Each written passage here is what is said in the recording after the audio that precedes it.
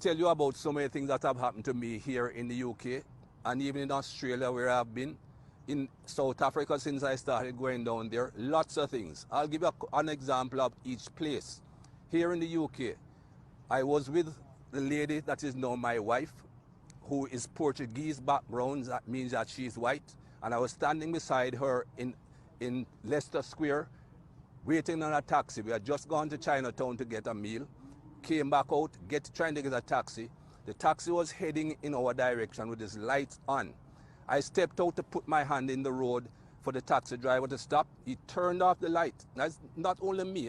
Saw it happen to friends of mine years ago.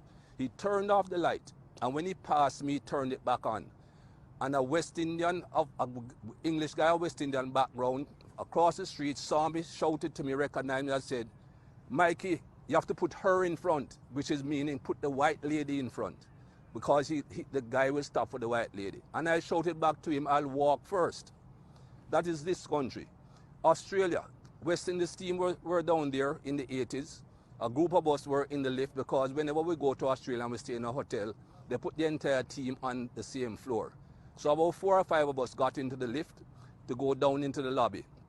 It stopped on the floor below ours. The doors opened, and a white Australian guy stood there, saw us in the lift, and decided he was not going to come into the lift.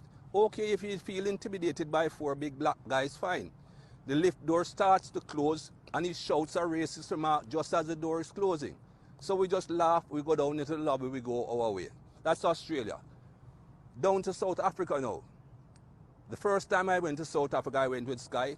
I went there on my own. The second time I went to World Cup, again with my wife, same white lady, or skin white, Portuguese background. We stood at the lobby trying to book in. A guy came to me, tried to book me in, and somebody walked up to her immediately to try to book her in, because in their mind she could not be with me. And that is the sort of thing. But we laugh about those things, because when I'm not living in the society, I just laugh about it.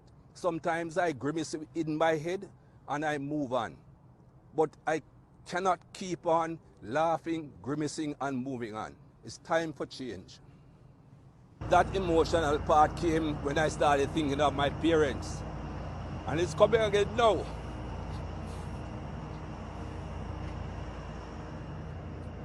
Mark, I know what my parents went through.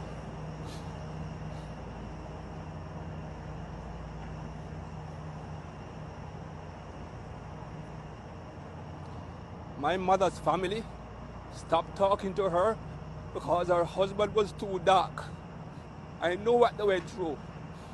And that came back to me immediately.